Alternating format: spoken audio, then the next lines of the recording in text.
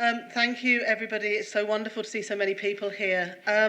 I'm going to speak a little bit on my own behalf, and then I'm going to read out some comments that have been sent by my colleague William Gould, who's also been involved in this exhibition, but who unfortunately can't be with us today.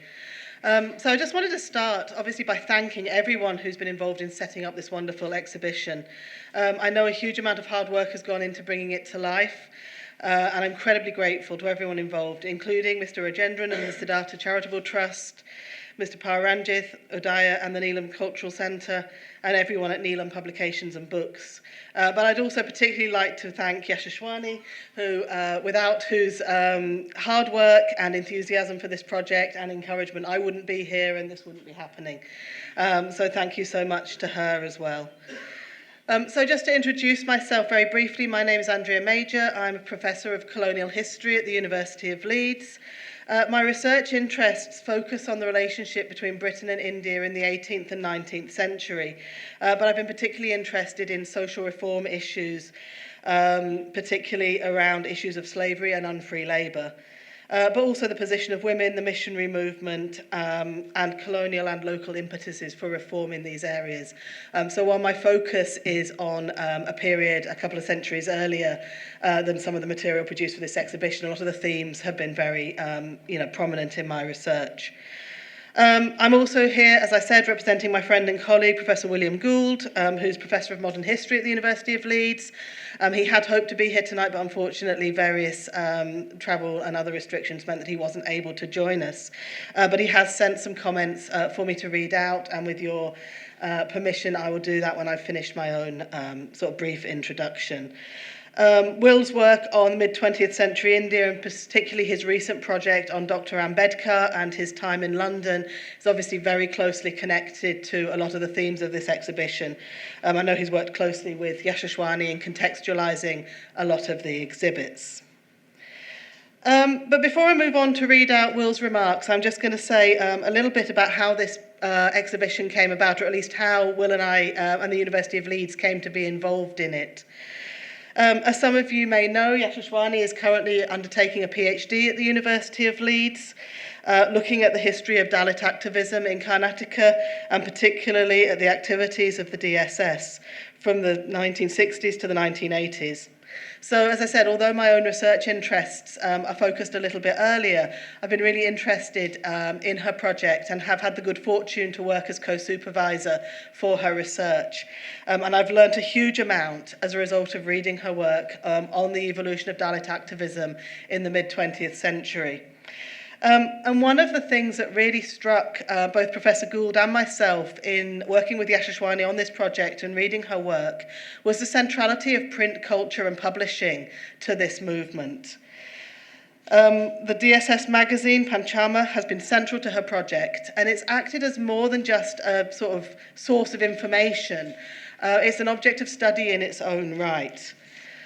So its content, its layout, the production techniques, the decisions about what to include, the kinds of material that are presented, and the audience, the circulation, and how it kind of reaches its community, all reveal a huge amount about the processes of political organising and community building within the Dalit rights movement. So when Yashashwani came to us to suggest that we get involved with an exhibition focusing on another really important institution in the history of Dalit publishing, the Siddhartha Press, we could immediately see the potential for a really exciting and interesting exhibition, with obvious links to many of the themes that are of interest to the University of Leeds. As well as many colleagues working on different types of activism around the world, from civil rights in the USA to peasant movements in Latin America, there's also well-established interest at the University of Leeds in the history of print. In fact, we have a centre for the comparative history of print at the university. So the history of books, of publishing, of different print cultures are very sort of high up the university's agenda. Most significantly, however, is the commitment to furthering research which speaks to issues of equality and social justice.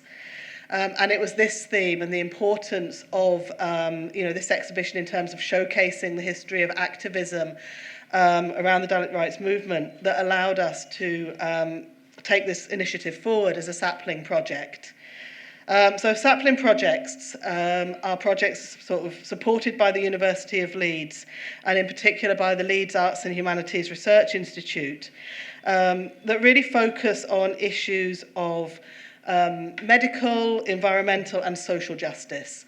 So the social justice element of this that allowed us to garner their support, and which allowed Yashashwani to undertake a lot of the work involved in putting on this exhibition.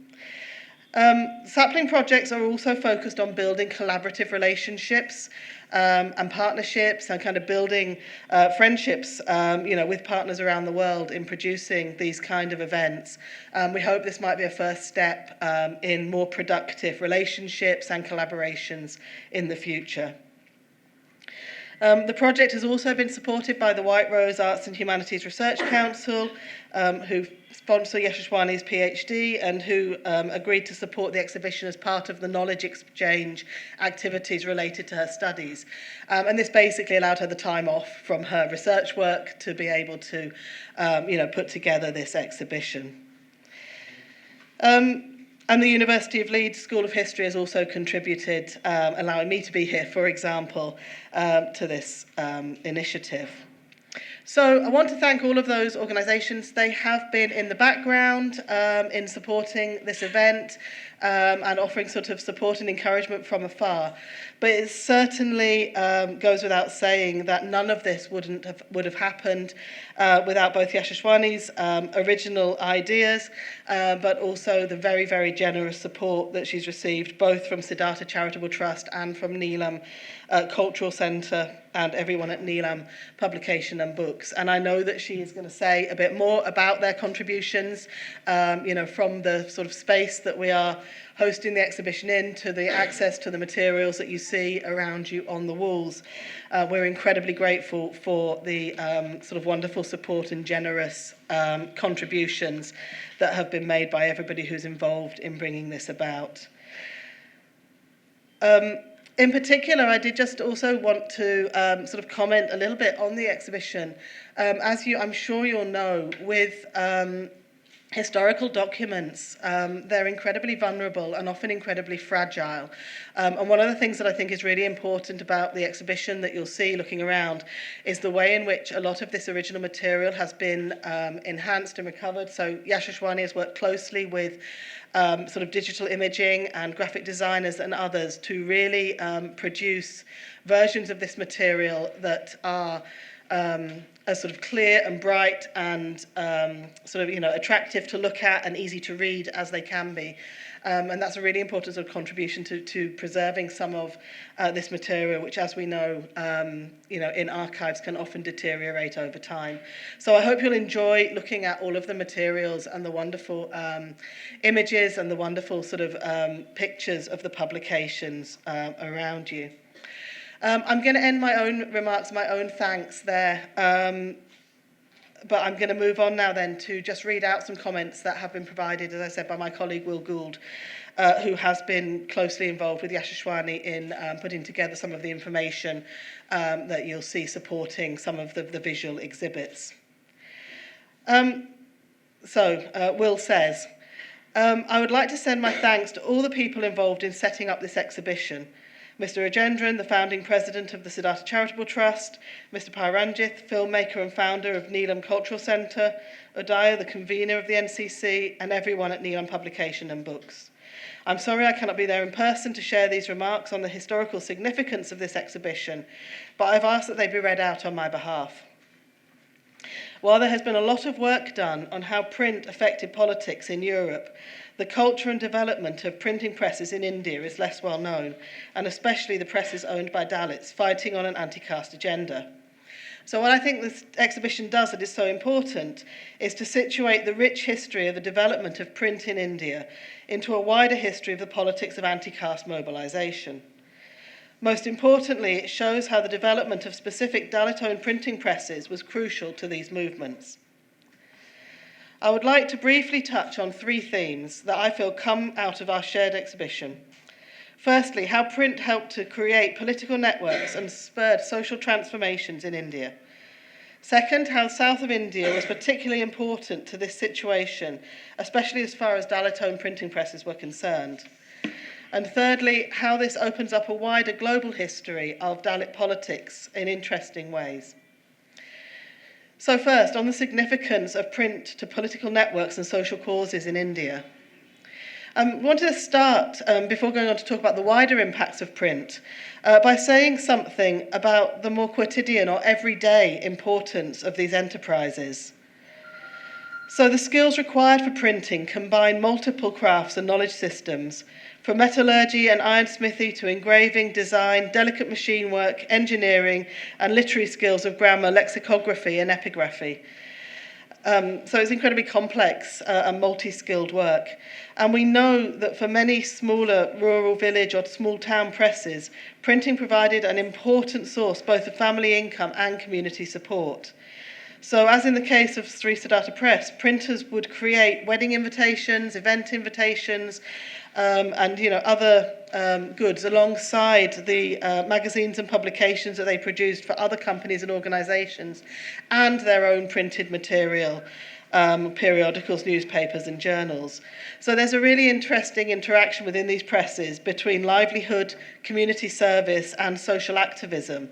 And thus particularly, it's particularly important to understand these interactions in thinking about how these press functioned and what they meant to the communities in which they were so deeply embedded. India has a rich history of print culture that takes us right back to at least the 16th century and the introduction of modern printing presses, although other forms of printing technologies were known in India centuries earlier. But it was from the early 19th century that print periodicals began to appear that more concretely served the new institutions and movements. And these revolved around education, social reform, religion and political associations, especially in India's large cities and towns. In India, as in other parts of the world, the setting up of movable printing presses had a revolutionary social impact. With changes in intellectual life brought by the press came economic development, demographic and social change. This was especially the case in early Dalit printing presses, with a correlation between the growth of the anti-caste movement across South India and the proliferation of printing enterprises. As well as covering problems associated with day-to-day oppression, the texts that these presses produced contained a wide array of literary forms and subjects, serialised novels and dramas, poetry, religious and moral commentaries, letters to the editor, and local and national networks and news. So you could say that the print medium created a new array of public spheres or arenas, a new kind of space in which to discuss social issues, but also literary culture, religious change, questions of women's rights, and importantly, ways to mobilise politically and to build community solidarity. So hopefully you'll get a sense of this in some of the displays around the exhibition, especially the kinds of materials and the kind of subject matter that were produced. So secondly, the importance of the South to the evolution of Dalit print culture. So the south of India was particularly important, both for the evolution of Dalit print culture, but also for the development of printing more generally. South Indian languages were at the forefront of early Indian language print. Most of the really early texts were loose sheets and tracts, but the very first book in an Indian language was printed in Cochin in 1577 in Tamil. By the late 19th century, South India saw some of the earliest and most important presses developing, and some of the first widespread print-based most print-based texts were in languages of this region. Crucially, the role of printing presses in South India was Crucial to the role of printing presses in South India was the work of the polyglot anti-caste intellectual Pandita Ithai Tas. As we show in this exhibition, Tas made use of print to promote his most important causes, which at root were about challenging the textual base of Dalit history. As we know, Tas lobbied government to have Buddhists recorded separately in the census, and also promoted the idea of an Adi-Dravida community. Both of these projects required a textual approach, but print, via his publications and periodicals like the Tamilian, gave him the means to publicise his message to the wider community and put pressure on the administration. And finally, just to finish with some comments about the global reach of many of these early publications. So relatively speaking, the circulation of early Dalit journals was really high in comparison to similar publications.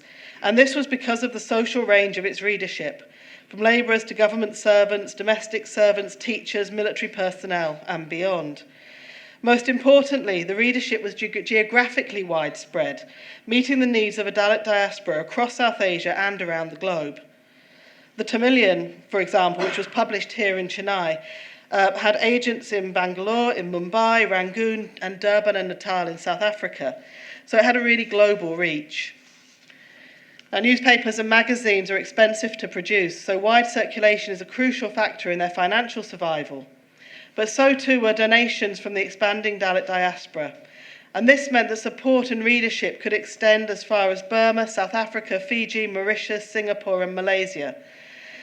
Most importantly, these global interconnections created by the anti-caste press brought about a debate about caste oppression to a global community who contributed to its discussion via their feedback to the editors. So in other words, what presses like the Siddhartha Press did was to provide a link between what was happening on the ground in India and issues relevant to a global Dalit diaspora around the world. So people working and living in Fiji or Singapore, for example, could find out what was happening in their hometown and could be connected to struggles for greater rights of social justice through these readership and publications. So just to draw Professor Gould's comments to a close, he concludes by saying that Neelam Publications very much carries on this legacy as an anti-caste publishing house founded by Paranjit and overseen by Basuki Bhaskar and Alanji Kannan, among others. It continues the promotion of anti-caste knowledge production through its monthly magazine, non-fiction and research-based books, fiction, prose and poetry, and through its annual literary meet, Virtual, or Words from Roots. Such efforts not only promote anti-caste literary activism, but take forward the legacy of Siddhartha Press. Further to this, even the venue of the exhibition we're in right now, and the in-house bookstore is a cultural space for events on anti-caste art, literature, culture, making it a significant intervention in public spaces that are often otherwise Brahminical. And Will concludes by saying that he'd like to convey his congratulations and best wishes to everybody involved in taking ahead Dr. Ambedkar's ideas through the medium of art and culture through these organisations. With that, I'm going to conclude. Thank you.